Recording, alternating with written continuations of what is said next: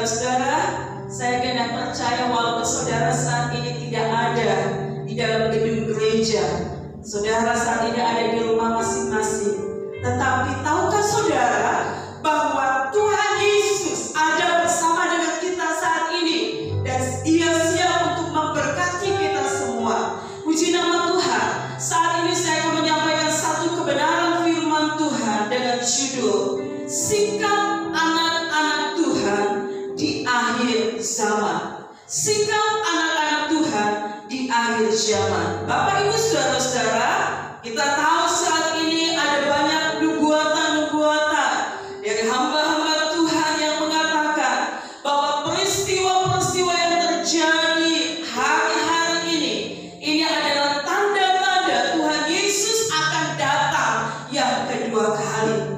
Saudara-saudara, namun kebenaran firman Tuhan saat ini boleh berbicara kepada kita semua. Hamba-hamba Tuhan mungkin boleh menubuatkan, tetapi hanya Tuhan yang tahu. Tanda-tanda yang memang sudah digenapi. Mari kita akan buka bersama-sama di dalam Lukas pasal yang ke-21 ayat 34 sampai dengan ayat yang ke-36. Lukas 21 ayat 34 sampai dengan ayat yang ke-36 berbunyi demikian. Jagalah dirimu supaya hatimu jangan syarat oleh pesta pora dan kemabukan serta kepentingan-kepentingan duniawi, dan supaya hari Tuhan jangan tiba-tiba jatuh ke atas dirimu seperti suatu jerat, sebab ia akan menimpa semua penduduk bumi ini. Berjaga-jagalah senantiasa sambil berdoa, supaya kamu beroleh kekuatan untuk luput dari semua yang akan terjadi itu, dan supaya kamu tahan berdiri di hadapan Anak Manusia. Puji nama Tuhan. Saudara-saudara, kita akan lihat di sini bagaimana tanda-tanda akhir zaman. Di dalam Lukas 21 ayat yang ke-11. Lukas 21 ayat yang ke-11. Dan akan terjadi gempa bumi yang dahsyat, dan di berbagai tempat akan ada penyakit sampar dan kelaparan, dan akan terjadi juga hal-hal yang mengejutkan dan tanda-tanda yang dahsyat dari langit.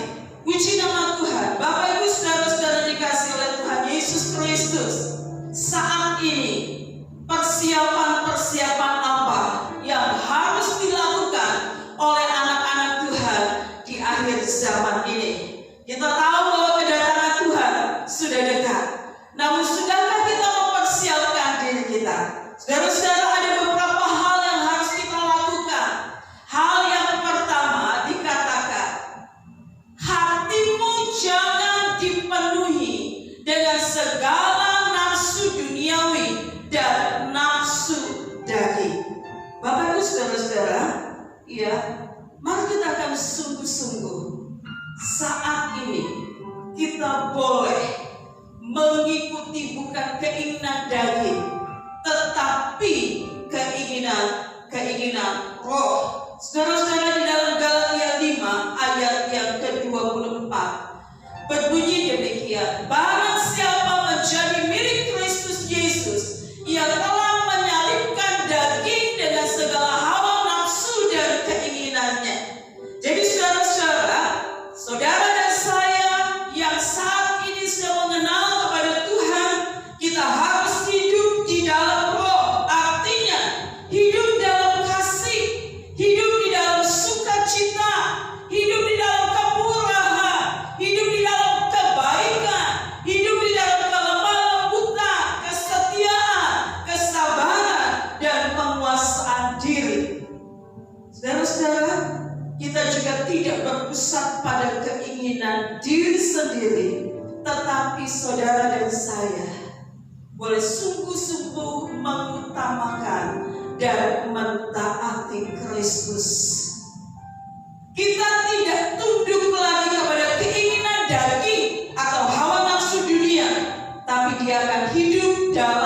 buah-buah roh. Saudara-saudara, Yesus yang sudah memerdekakan kita. Luar biasa, anugerah Tuhan yang luar biasa. Yesus sudah memerdekakan kita dari dosa. Yesus Kristus sudah membayarnya dengan nyawanya. Dia mati di atas kayu salib untuk menebus dosa saudara dan saya. Puji nama Tuhan. Itu sebabnya mari kita hidup di dalam roh, bukan di dalam nafsu daging atau nafsu duniawi. Yang kedua, persiapan apa yang harus dilakukan oleh anak-anak Tuhan di akhir zaman? Yaitu berjaga-jaga. Berjaga-jaga. Apa arti berjaga-jaga, saudara-saudara? Berjaga-jaga artinya jangan tidur rohani. Jangan tidur rohani. Saudara-saudara, berjaga-jaga juga berarti harus menjadi lebih peka secara rohani. Saudara-saudara, kita akan lihat saat sekarang ini ciri-ciri orang yang tidur rohani. Ya, saudara-saudara, mungkin kita bisa datang tiap minggu ke gereja. Saudara boleh terlihat di gereja, datang beribadah di gereja, tetapi itu hanya rutinitas saja. Tapi mari periksa hati kita masing-masing. Bagaimana dengan waktu doanya? Adakah waktu doa untuk Tuhan? Waktu membaca kebenaran firman Tuhan, waktu merenungkan firman Tuhannya seringkali sudah berkurang. Bahkan mungkin tidak ada waktu lagi karena semakin sibuk, disibukkan dengan pekerjaan, disibukkan dengan banyak hal di dalam kehidupan kita. Mungkin saudara ke gereja tiap minggu, tetapi saudara kurang berdoa, kurang membaca firman Tuhan, dan bahkan kurang merenungkan firman Tuhan. Yang kedua, saudara-saudara, mungkin bisa saja kita kelihatannya aktif melayani. Saudara bisa bermain musik, saudara mungkin bisa menjadi usher, saudara mungkin bisa melayani sebagai song leader atau WL. Tetapi saudara-saudara, kadang-kala kita tidak sadar kita sudah tertidur secara rohani. Kalau saudara melihat satu contoh, Daud, dia seorang yang sangat dekat dengan Tuhan. Saudara-saudara, tetapi saudara-saudara, Daud tidak sadar kalau dia tidur secara rohani, saudara-saudara. Kenapa? Daud jatuh di dalam dosa perselingkuhan, dosa perzinahan bersama dengan Batseba. Saudara juga mungkin ingat Simson.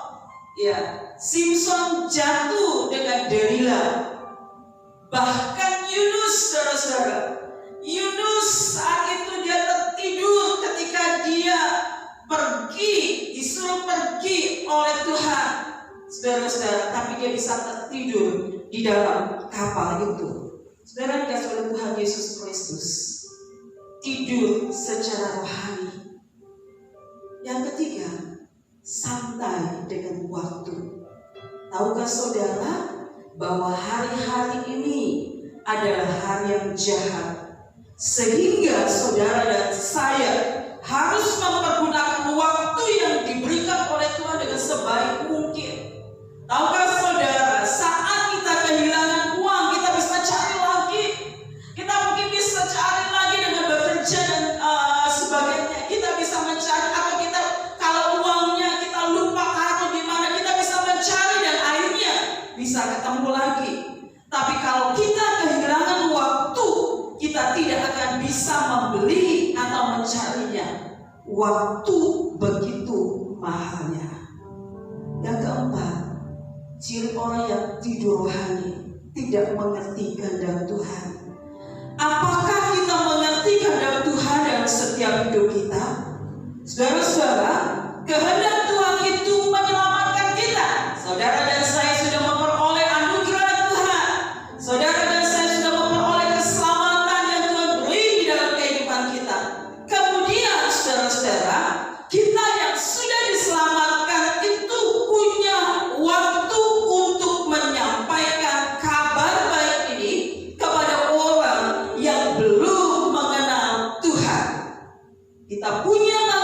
jawab untuk memberikan waktu untuk Tuhan. Mari kita renungkan. Berapa banyak di antara kita yang sudah sungguh-sungguh mengatakan terima kasih Tuhan buat anugerah yang besar. Berapa banyak di antara kita yang teringat dengan saudara-saudara kita yang belum mengenal Tuhan, dan saudara menyediakan waktu untuk menyampaikan kabar baik kepada mereka.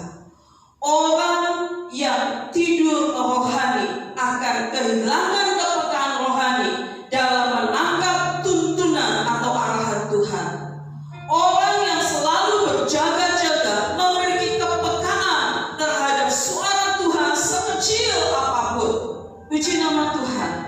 Hal yang ketiga, saudara-saudara, persiapan-persiapan yang harus dilakukan menjelang kedatangan Tuhan yang kedua kali, yaitu tingkatkan doa dan keintiman dengan Tuhan.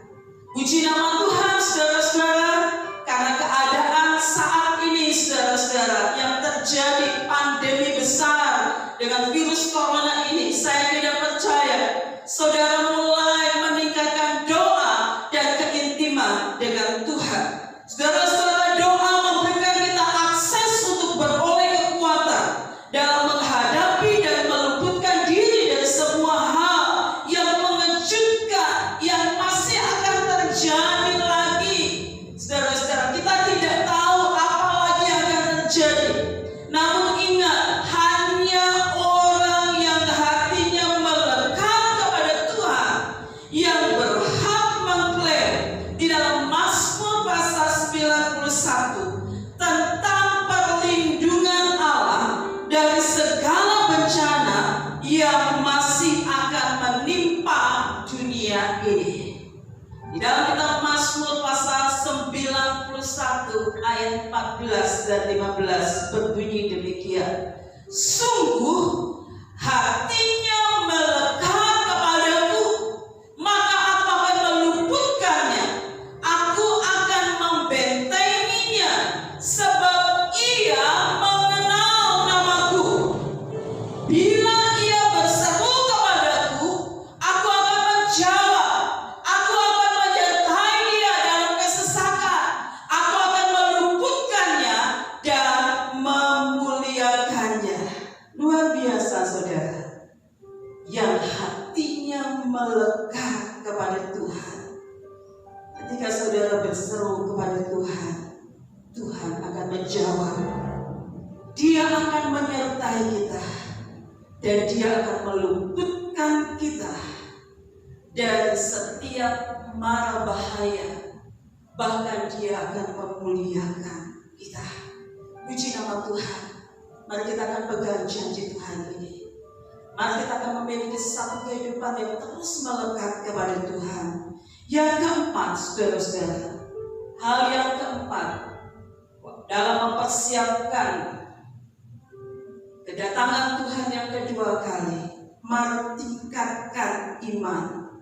Karena hanya dengan iman kita bisa bertahan hidup dalam situasi apapun. Ketika semua penunjang kehidupan bergoncang.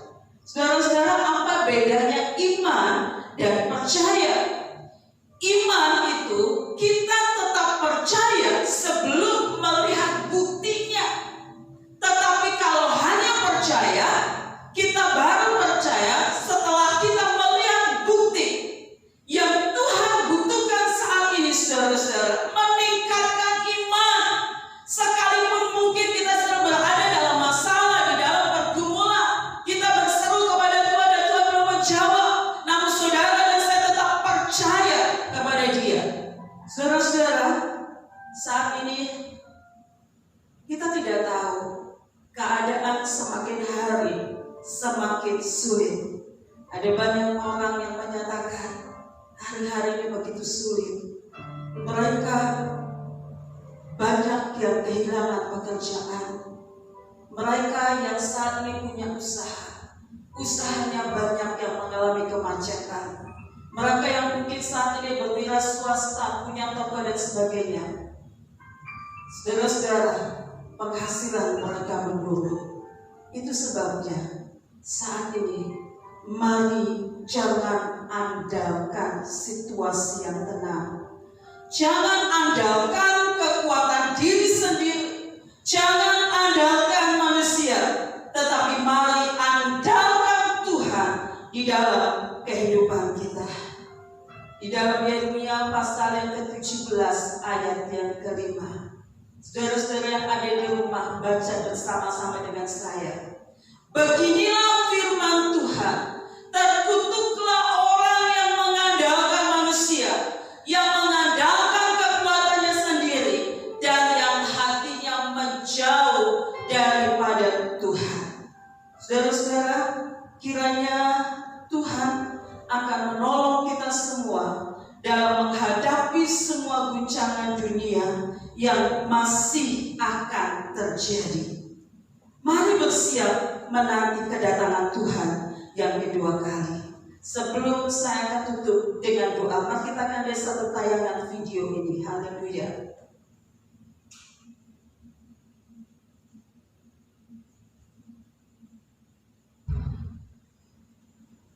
Haleluya. Para pemimpin agama Israel dan Iran mengklaim bahwa wabah virus corona yang sudah menyebar ke berbagai negara terjadi sebagai tanda akhir zaman. Mereka meyakini jika wabah ini menjadi pertanda kedatangan Mesias tidak akan lama lagi. Karena itu mereka menghimbau seluruh umat manusia untuk kembali kepada Tuhan. Rabbi Samuel Eliyahu, seorang pemimpin agama Yahudi di Israel, menyampaikan dalam video YouTube pada hari Senin 16 Maret bahwa dunia sudah semakin dekat dengan hari kedatangan Mesias dan pandemik ini menjadi peringatan dari Tuhan supaya semua orang semakin menghormati hari Sabat. Orang-orang Yahudi hidup, kita bangun, membuka mata, menghentikan semua omong kosong yang kita lakukan dan benar-benar semakin mendekati Sabat. Mungkin umat Muslim akan memberitahu kita untuk membangun bait suci, kata Eliyahu menyampaikan nubuatan akhir zaman yang dipercayai oleh umat Kristen dan Yahudi. Senada dengan itu, seorang ulama Muslim asal Iran, Ali Reza Banayan, juga percaya dengan nubuatan yang dipercayai di dalam agamanya, di mana Mesias yang bernama Imam Mahdi akan datang di tengah pergolakan yang terjadi di dunia.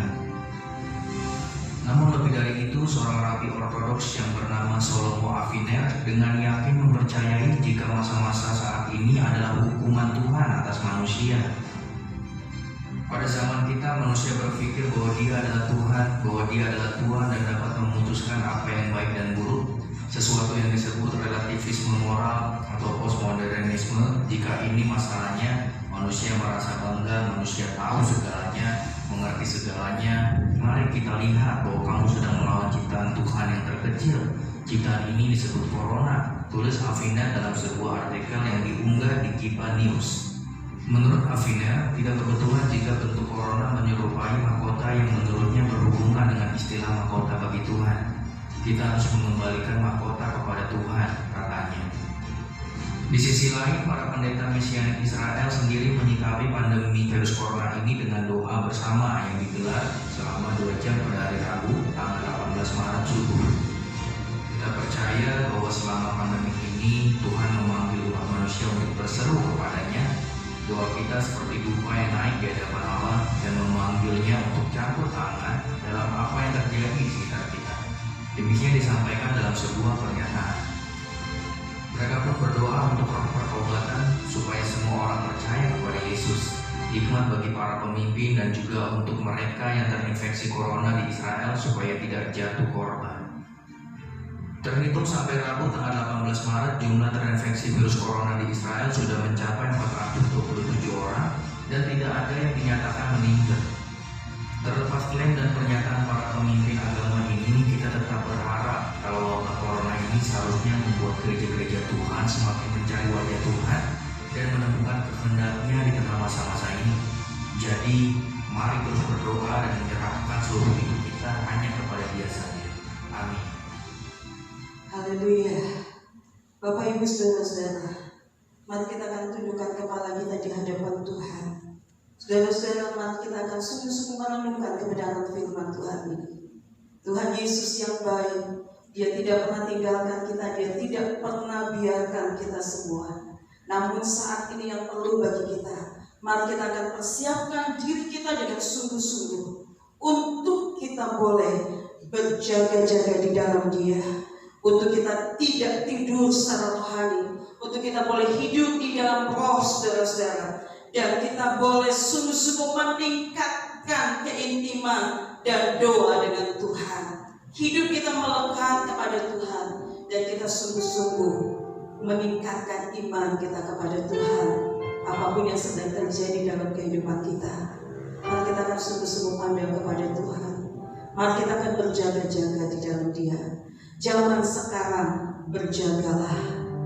Ini yang harus kita lakukan di dalam kehidupan kita. Haleluya Yesus, haleluya Yesus, haleluya Yesus, haleluya Yesus, haleluya Yesus. Amin, amin, haleluya Yesus, haleluya Yesus, amin.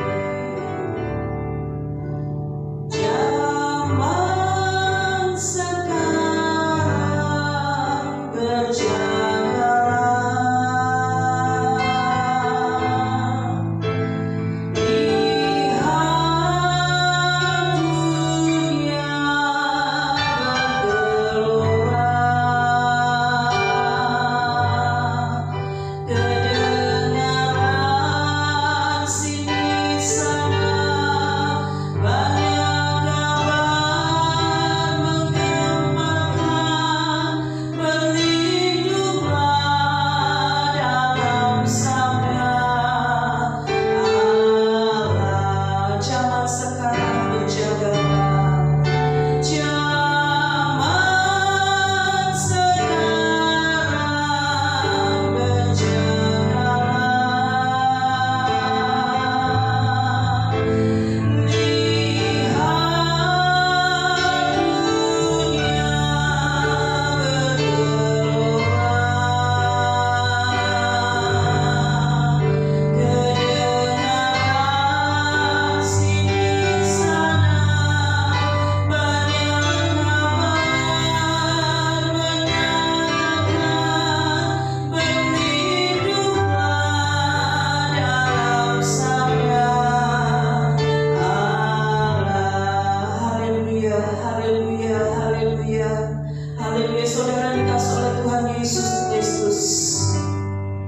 Pagi hari ini, mari kita akan memiliki hati yang melekat kepada Tuhan, sehingga Tuhan akan meluputkan dari segala mara bahaya.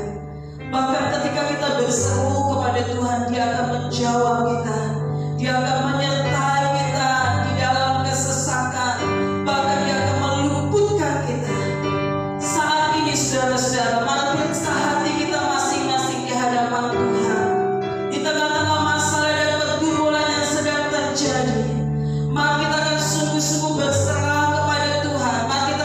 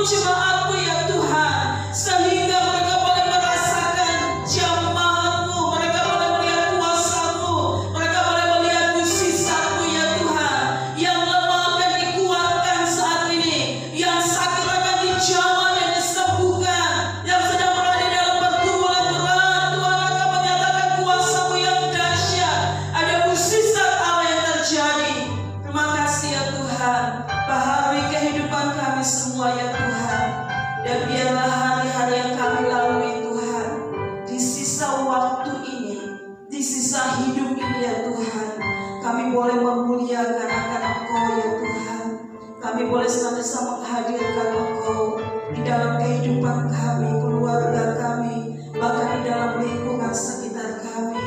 Kehidupan kami akan sungguh-sungguh boleh berdampak ya Tuhan. Terpuji akan nama-Mu ya Tuhan. Berkat Allah akan tercurah di atas seluruh anak-anak-Mu yang sungguh-sungguh mengenal akan Engkau. Berkat Allah akan tercurah di setiap usaha-usaha mata pencarian mereka. Engkau bukakan pintu-pintu berkat bagi seluruh anak-anak-Mu ya Tuhan. Walaupun kami berada dalam masa-masa yang sulit, tapi bagi Engkau tidak ada perkara yang mustahil. Terima kasih ya Tuhan. Kami mengucap syukur kepada-Mu. Kiranya ya Tuhan, kebenaran firman-Mu ini boleh menjadi rema dan kekuatan